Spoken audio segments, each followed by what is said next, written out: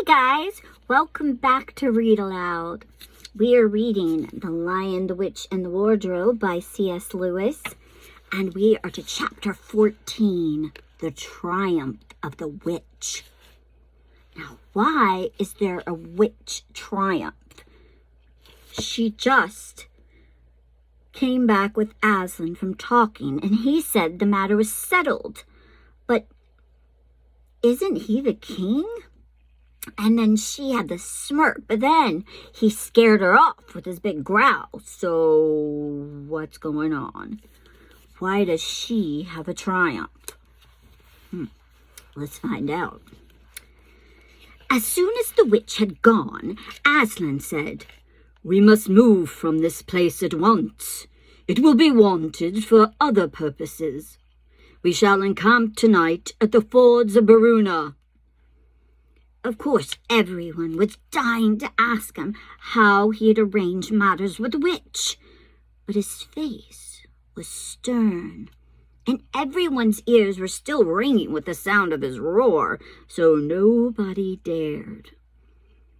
After a meal, which was taken in the open air on the hilltop, for the sun had got strong by now and dried the grass, they were busy for a while taking the pavilion down and packing things up. Before 2 o'clock they were on the march and set off in a northeasterly direction, walking at an easy pace, for they had not far to go. During the first part of the journey, Aslan explained to Peter his plan of campaign. "As soon as she has finished her business in these parts," he said, "the witch and her crew will almost certainly fall back to her house and prepare for a siege. You may or may not be able to cut her off and prevent her from reaching it." He then went on to outline 2 plans of battle, one for fighting the witch and her people in the wood, and another for assaulting her castle. All the time he was advising Peter how to conduct the operations, saying things like, "You must put your centaurs in such and such a place," or "You must post scouts to see that she doesn't do so and so," till at last Peter said, "But you will be there yourself, Aslan." "I can give you no promise of that," answered the lion. And he continued giving Peter his instructions. For the last part of the journey, it was Susan and Lucy who saw most of him. He did not talk very much, and seemed to them to be sad. It was still afternoon when they came down to a place where the river valley had widened out, and the river was broad and shallow. This was the fords of Baruna, and Aslan gave orders to halt on this side of the water. But Peter said, "Wouldn't it be better to camp on the far side, for fear she should try a night attack or anything?" Aslan, who seemed to be thinking about something else, roused himself with a shake of his mane and said, "What is that?" Peter said it all over again. "No," said Aslan in a dull voice, as if it didn't matter. "No, she will not make an attack tonight." And then he sighed deeply. But presently he added, "All the same, it was well thought of. That is how a soldier ought to think. But it doesn't really matter." So they proceeded to pitch their camp. Aslan's mood affected everyone that evening. Peter was feeling uncomfortable, too, at the idea of fighting the battle on his own. The news that Aslan might not be there had come to a great shock to him. Supper that evening was a quiet meal. Everyone felt how different it had been last night, or even that morning. It was as if the good times, having just begun, were already drawing to an end. This feeling affected Susan so much that she couldn't get to sleep. And after she had lain counting sheep and turning over and over, she heard Lucy give a long sigh and turn over just beside her in the darkness. "Can't you get to sleep either?" said Susan. "No," said Lucy. "I thought you were asleep." "I say, Susan."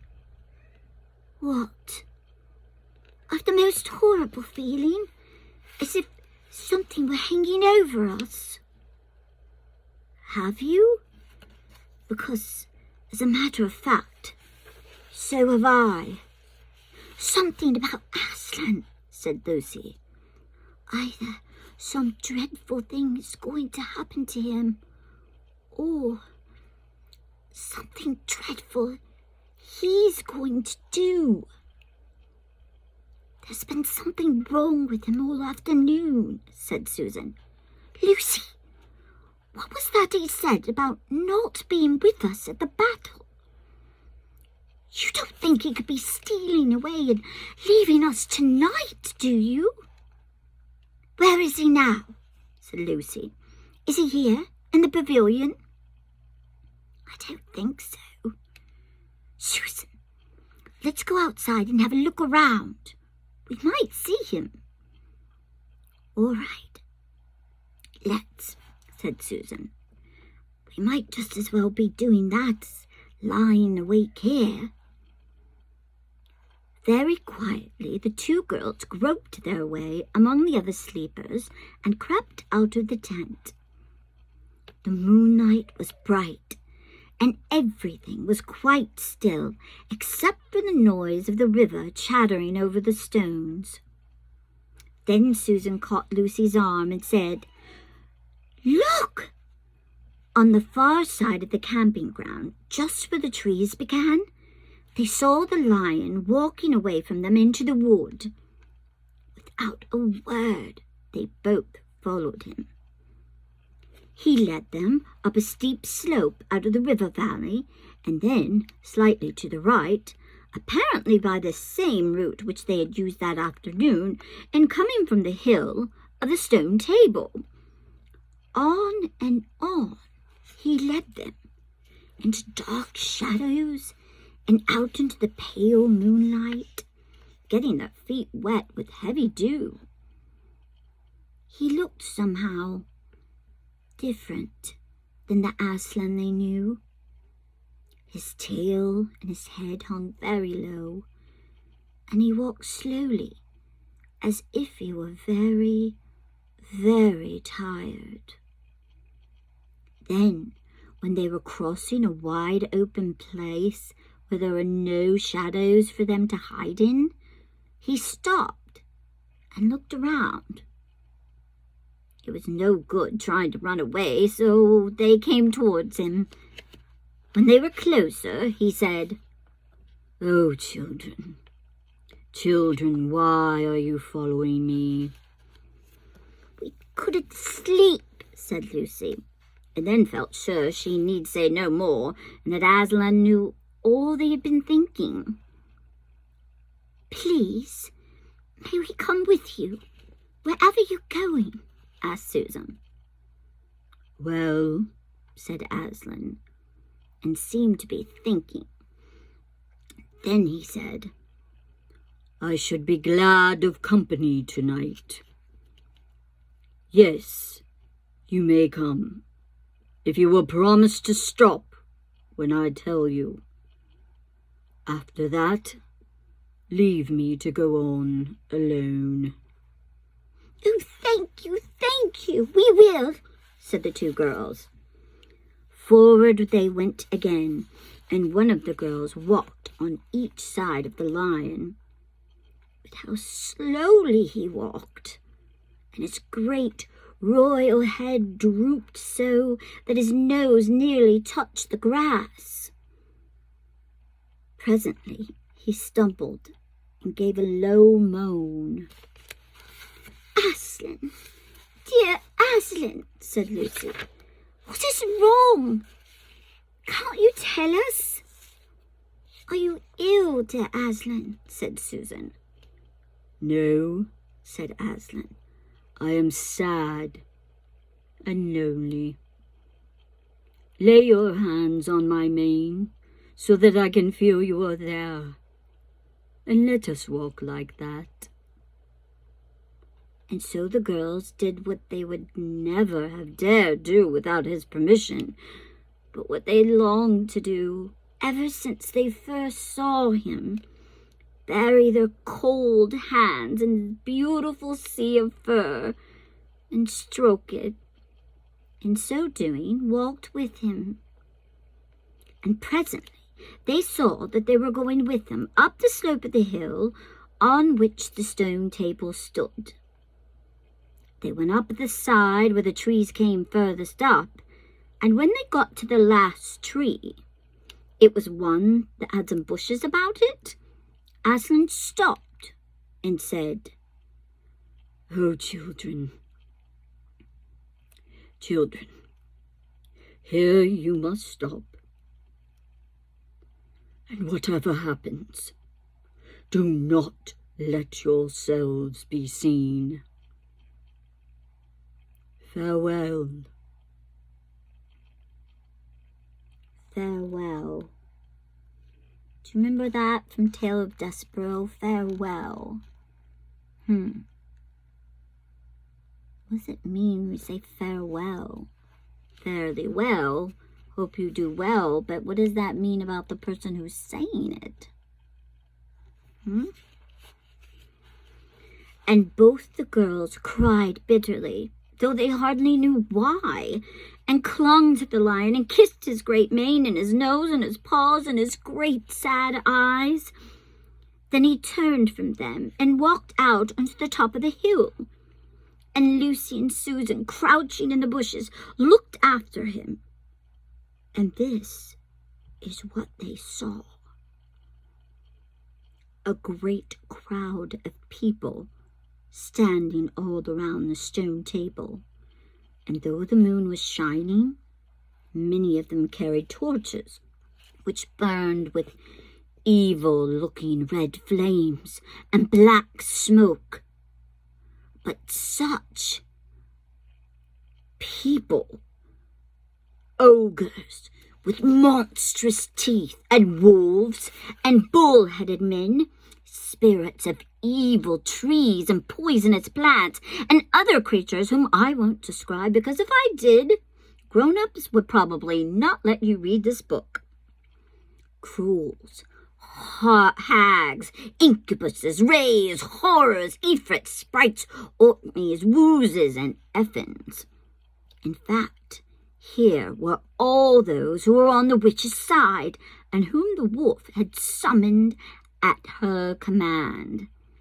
And right in the middle, standing by the table, who do you think it was? Was the witch herself. A howl and a gibber of dismay went up from the creatures when they first saw the great lion pacing towards them, and for a moment even the witch herself seemed to be struck with fear. It's like she's trying to keep it together. Then she recovered herself and gave a wild, fierce laugh. "The fool!" she cried. "The fool has come. Bind him fast." To bind him means to tie him up, right? Lucy and Susan held their breaths, waiting for Aslan's roar and his spring upon the enemies. But it never came. 4 hags, grinning and leering, yet also at first hanging back and half afraid of what they had to do, had approached him. "Bind him, I say," repeated the witch. The hags made a dart at him and shrieked with triumph when they found that he made no resistance at all. Then the others, Evil dwarves and apes rushed in to help them, and between them they rolled the huge lion over on his back and tied all 4 of his paws together, shouting and cheering as if they had done something brave, though had the lion chosen, one of those paws would have been the death of them all. But he made no noise. Even when the enemies, straining and tugging, pulling the cord so tight that they cut into his flesh. Then they began to drag him to the stone table. "Stop!" said the witch. "Let him first be shaved." Another roar of mean laughter went up from her followers as an ogre with a pair of shears came forward and squatted down by Aslan's head. Snip, snip, snip with the shears, and masses of curling gold began to fall to the ground. Then the ogre stood back, and the children, watching from their hiding place, could see the face of Aslan, looking all small and different without its mane. The enemies also saw the difference. "Why, he's only a great cat, after all!" cried one. "Is that what we were afraid of?" said another. They all surged around Aslan, jeering at him, saying things like, "Push, push, push, boy, pussy! And how many mice have you caught today, cat? And would you like a saucer of milk pussums?" "How can they?" said Lucy, tears streaming down her cheeks. "The brutes! The brutes!" For now that the first shock was over, the shorn face of Aslan looked to her braver and even more beautiful and more patient than ever. Here's a picture of them bringing him up to the stone table. It's kind of hard to see. He's right in there.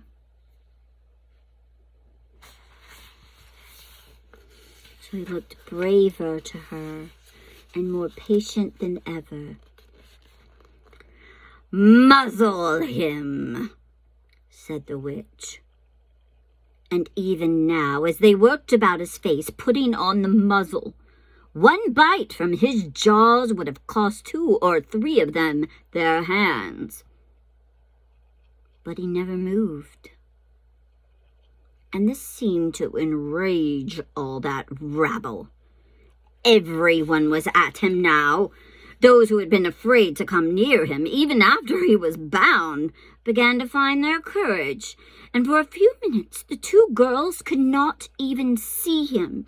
So thickly was he surrounded by a whole crowd of creatures, kicking him, hitting him, spitting on him, jeering at him. At last the rabble had had enough of this. They began to drag the bound and muzzled lion to the stone table, some pulling, some pushing. He was so huge that even when they got him there, it took all their efforts to hoist him onto the surface of it. Then there was more tying and tightening of cords. "The cowards! The cowards!" sobbed Susan. "Are they still afraid of him, even now?" When Aslan had been tied, and tied so that he was really a mass of cords, on the flat stone, a hush fell on the crowd. 4 hags holding torches stood at the corners of the table. The witch bared her arms as she had bared them the previous night when it had been Edmund instead of Aslan. And then she began to whet her knife. That's wet, W-H-E-T, not wet, but whet, just to sharpen it. It looked to the children, when the gleam of the torchlight fell on it, as if the night were made of stone, not steel, and it was of a strange and evil shape. What an evil shape is. At last she drew near. She stood by Aslan's head. Her face was working and twitching with passion, but his looked up to the sky, still quiet, neither angry nor afraid, but a little sad. Then, just before she gave the blow, she stooped down and said in a quivering voice, "And now, who has won? Fool! Did you think that by all this you would save the human traitor? Now I will kill you instead of him as our pact, and so the deep magic will be appeased. But when you are dead, what will prevent me from killing you? Him as well. And who will take him out of my hand then?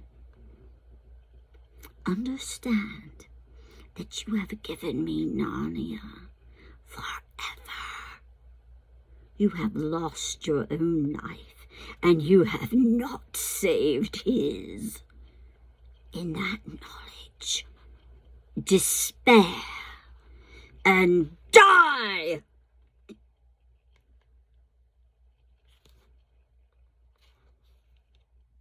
The children did not see the actual moment of the killing. They couldn't bear to look and have covered their eyes. I would have covered my eyes too.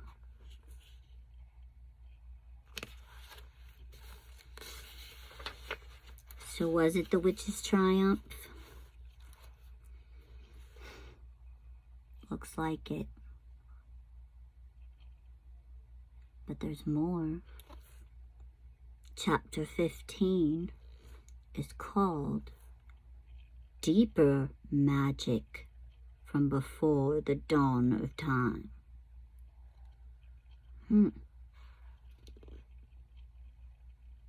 But he is dead, isn't he? I'll tell you a secret. It turns out well. I'll see you next time. Bye, guys.